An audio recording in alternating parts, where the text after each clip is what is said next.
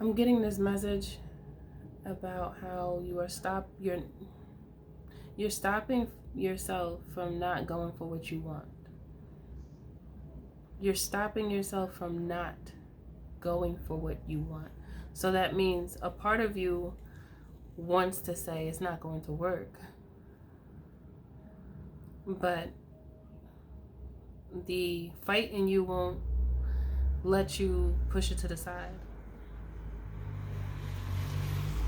You're so intuitive and you know how beautiful you are.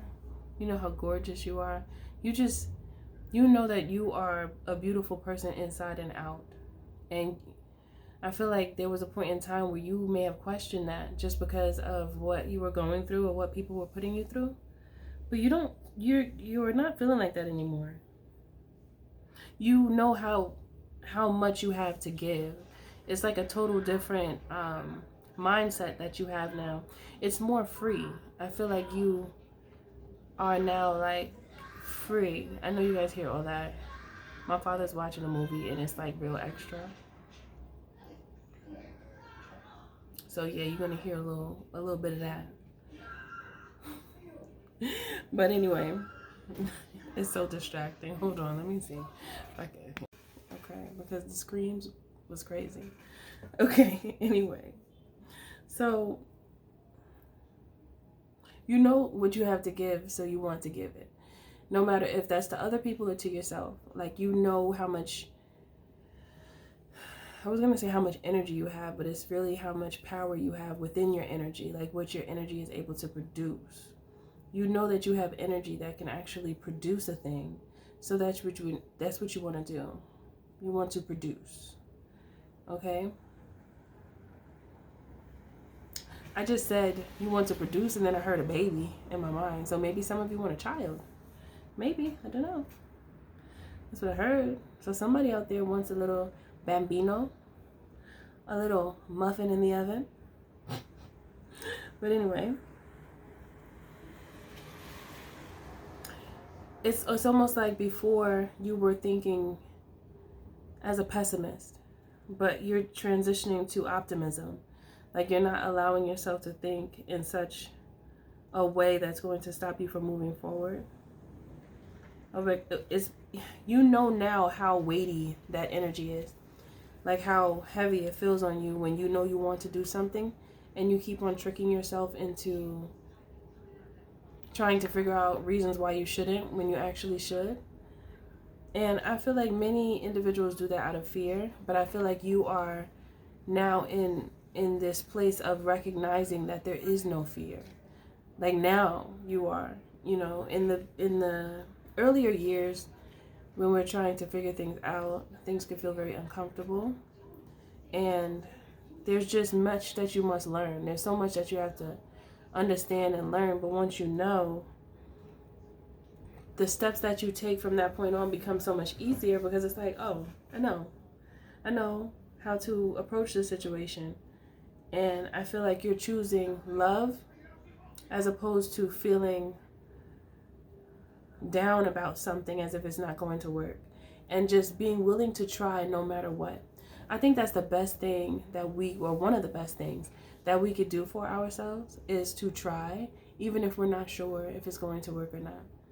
Because it's about the experience. When we learn to gravitate more towards the experience than the possibility that something can go wrong,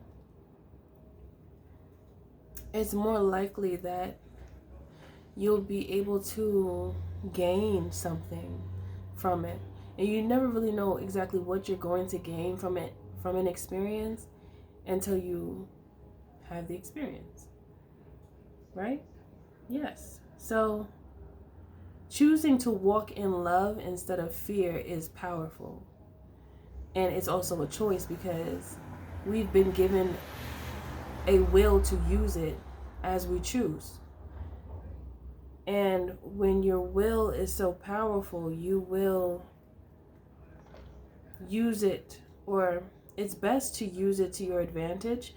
It's just that sometimes individuals use their will or don't really use it at all. Or they use their will in a way that is harmful to them as opposed to uplifting or encouraging or beneficial. You're leaving the past self behind, the past you that was very doubtful and fearful and willing to set yourself aside to be there for someone else who doesn't even deserve your assistance. That is the you that you had to put to sleep so that the new you can be birthed. This is a part of like this feels like the phoenix, because there's a death and a rebirth, and we go through many deaths and rebirths throughout our life. That's how we grow, and that's also how that's another way that we can measure ourselves, measure our progress in life, by things that you know that you're not going to do anymore because you made the decision that it wasn't right for you. So once you see something that you were doing and it wasn't the best for you, and you saw the results that thing gave that you decided is not best for you, once you shed that old skin, you're not going to put old skin back on. That's the past you.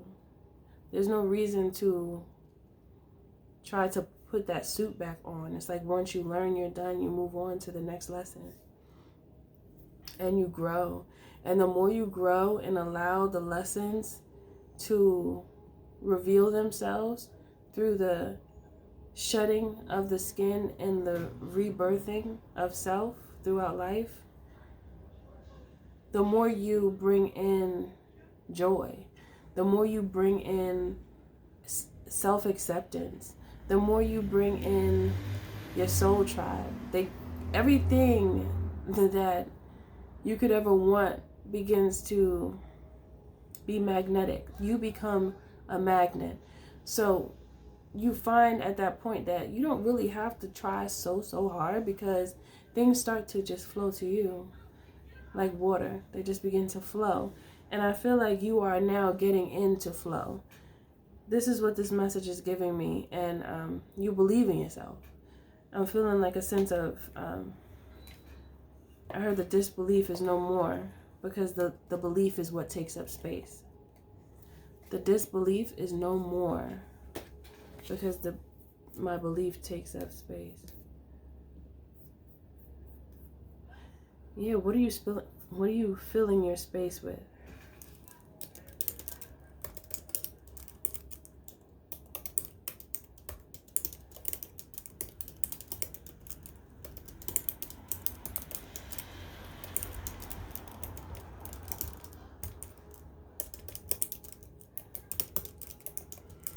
It's like you are filling your space with the power of God.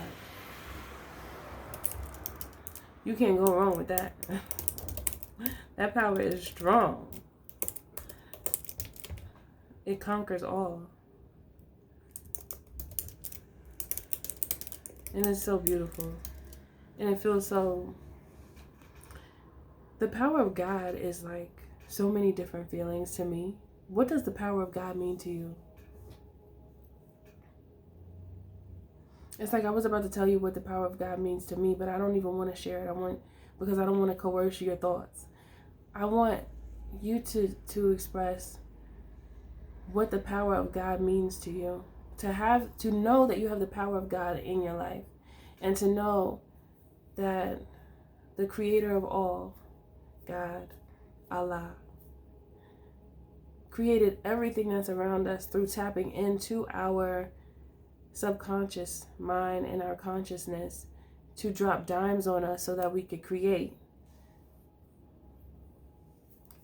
God is our visionary.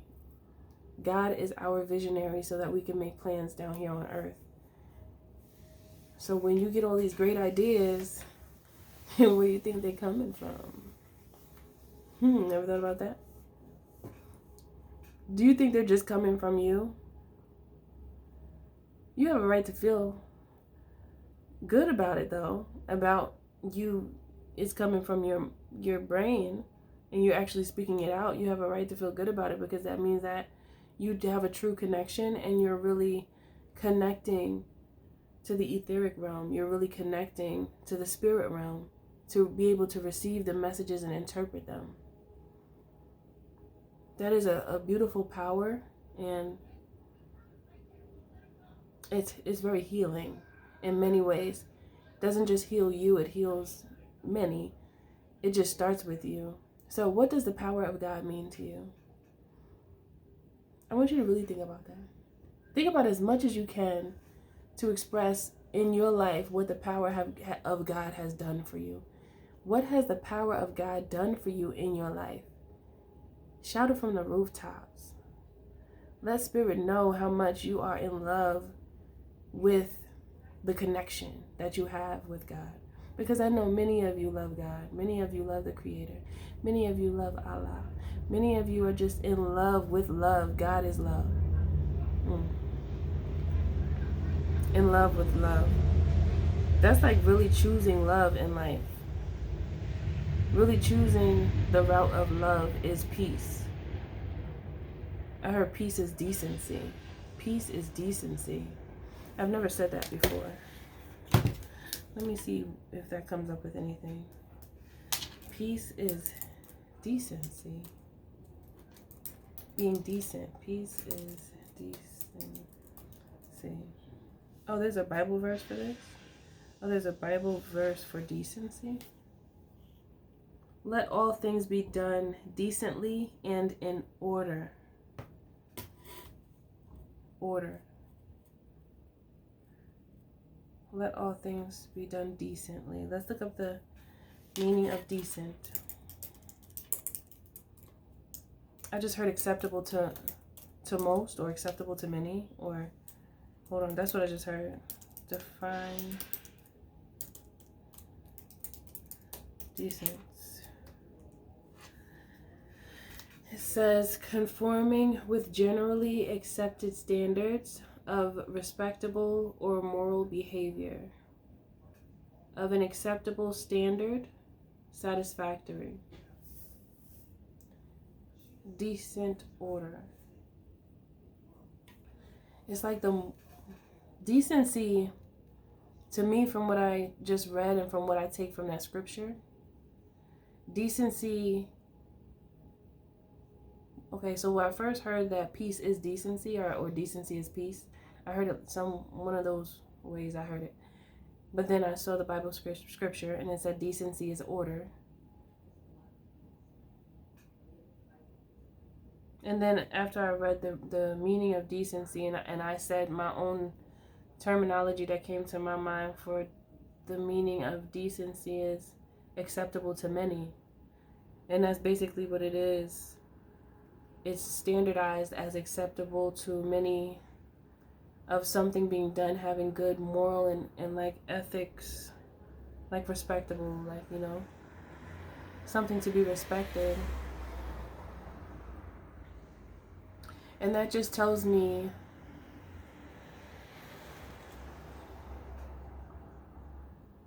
conforming with generally accepted standards. It's like an umbrella that covers many different people. And it's like the more people that you can, how can I say what I'm thinking? Hold on.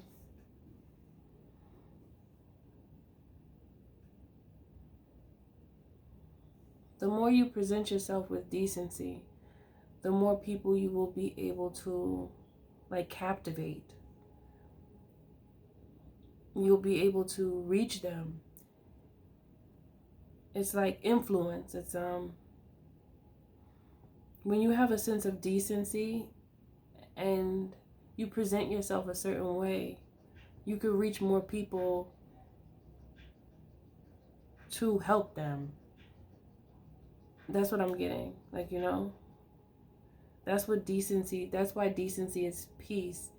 Decency brings more people together. Yeah, that's what I'm getting from that. So decency is required. We need that. That's like A1 sauce. That's A1. That's like That should be a part of the milk. That's like basic. But we're missing decency though. And it's something so small. But in society, I feel like decency is missing because everything is so vulgar and all up in your face. You know? That's what is happening. And I feel like you have decency. I feel like that's why that just came to me. Decency. Decency is peace. You are a decent person. Like how you carry yourself. People gravitate to you because you have a sense of decency. So you're probably someone that when you're outside, people ask you questions like, excuse me, do you know how to get to, I don't know, Faith Avenue? I just brought up anything. Do you know how to get to Faith Avenue? I can't find my way. And you say, oh, I know where that's it, where that is. You just go down the street, you make a left, and you make a right, and then turn that little corner next to, I heard the sycamore tree, and then you will be on Faith Avenue. And they're like, oh, thank you so much. You were such a great help. I feel like when individuals come to you like that, and this doesn't happen to everyone, but this is going to be something that many of you resonate with. When you're in public places, people just come up to you and they feel comfortable to ask you something. And that's because your auric field is speaking to them and they feel like you are safe. They feel like you are someone that they could talk to. You don't even have to say anything. They could feel your energy. They probably like read your body language. And you don't really know what they see because you're not really paying attention. You're just doing your thing. You're shopping, you're getting your stuff, you're doing your things. And then you have people come up to you and they're like, hey, I was looking for the squash. I can't find the zucchini either. Have you seen it? And you're like, oh, it's right here. Or if you don't know, you're like, oh, let me help you. That's because your aura is like very big and it is alluring, okay? And it's not just, it could be anybody. It could be children that gravitate to you. It could be animals. It could be any age, young and old. They will gravitate towards you, and you might wonder why. That is the reason why. Because they could, it's like your spirit, the grace within your psyche shows on the outside. So people just want to talk to you. That's just what it is. And if you look like you don't want to be talked to and you give that energy, then people are going to not want to talk to you. But if you just have a sense of decency to you, where you're not trying to be decent, and it's just you, and you move with grace, people gravitate to that. No matter how you, I don't know, it's just a thing. People can see you. They see the real you, you know? And I feel like your decency has also come from being around so much indecency that you realize what the problem is about that. Like if you're around so much toxicity and you know it's not right and it doesn't make you feel the greatest, you begin to move differently. You choose differently because you know you can. And I feel like that's what you did. So it's like, I just want to say kudos to you. Congratulations, because you've done a good thing. You've done a good thing in your life, not just for yourself, but for other people that need you. Because there's other people that are going to want to talk to you. It doesn't have to be on a mass scale. I don't want to intimidate anybody, because sometimes saying something like that could be intimidating to a person. But just on a regular day-to-day type space, just think about it like this. Like, you have an energy where people will feel comfortable coming up to you to talk to you because they need something in that moment and they feel like they could trust to ask you without feeling bad about asking. You know?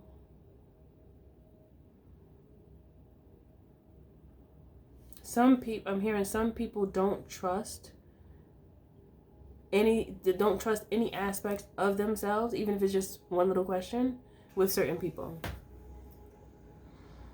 Some people would not even ask a person to pass them a pen sometimes because they don't like the energy that they feel from the person.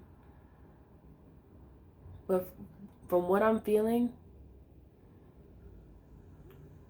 for whoever this message is in resonant or resonating with, almost said in resonance, but it's whatever, same thing. You've experienced this before. You experience people just looking at you, and you just catch people staring, and they might have a little smirk, like they're just looking at you like, wow. They're just thinking good things about you because it's how you carry yourself. And when you notice this, you'll notice that it's like, have you ever just had somebody smile at you and you didn't even know that they were looking at you, and then you just look up and somebody's just smiling at you? And then you're like, oh, it makes you smile, like, okay, hey, you know? I feel like many of you receive that, and it's just because it's you. It's the new you. It might not be completely new, but this is just the version of you that has shed the indecency. Like the indecencies, even the air of indecency. Because if you are around toxicity, it can make you feel like you are that because you're around it. That's why it's also so important about the company that you keep, because it's easy to start to behave like those that you're around. You know, it's easy to move outside of your natural character of the strength of being around people who are emotionally sick, you know? I mean, if you know that there's people around you like that, you recognize that it's not healthy for you to be around them. And when you started making the decisions to move away from that type of energy, you began to see your life change. You began to feel better. And you feel graceful. Regardless of, even if there's things that you still feel like you want to work on in your life, it's okay. It's fine, because that's a part of life. But that doesn't take your grace away from you, though. You can still be graceful and still have things that you want to work on. You can still treat people as you want to be treated. And you can still view yourself in high regard because you know your heart.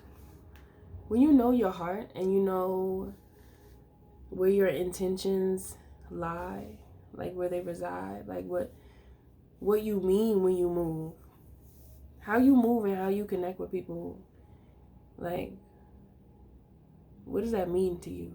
Like how you move, you connect, you communicate, like, because when you love yourself, you love those around you. So you just immediately want to give that God love, you know? And that's a part of the God power. That's a part of that power that we receive from God. And we have access to that prior to all of the material things that one may seek. So just having that power alone, it gives so much to you before you even get to a certain space where you have an opportunity to make decisions financially, like big decisions. I feel like when you have the foundation of God already intrinsically stored within your mind, within every aspect of you, it's more likely that you will live in order. Because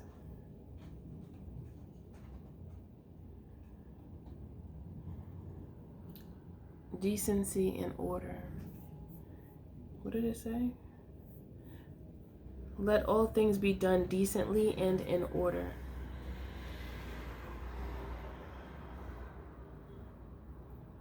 That's just going to bring more people together. That's just more people. The order is, I think people like order. I think order is good just because you can repeat it. It's repeatable. You can repeat order. I just heard order in the court. You can repeat order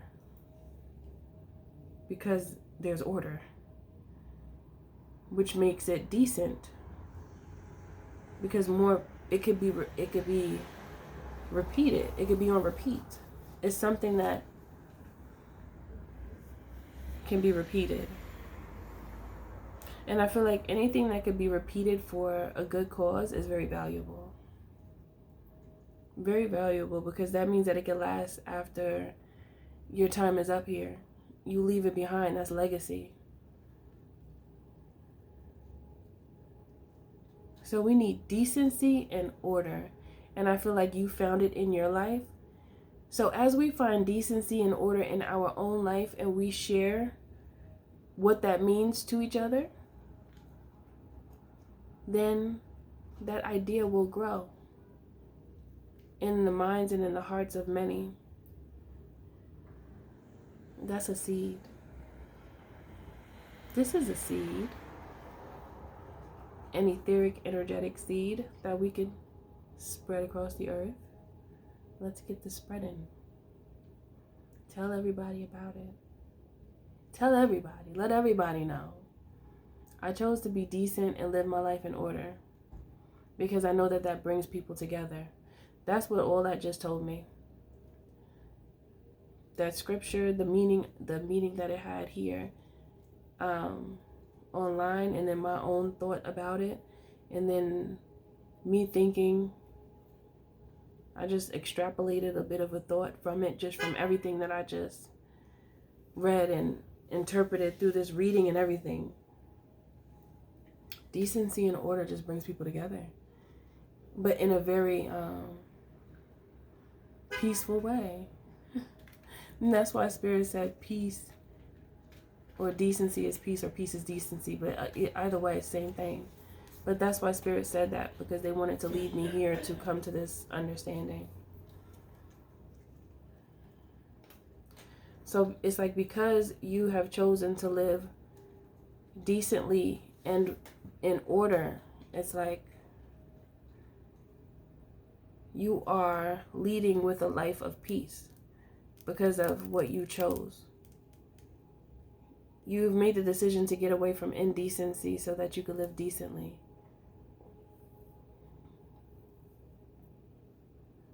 And this concept brings people together in a healthy way, you know.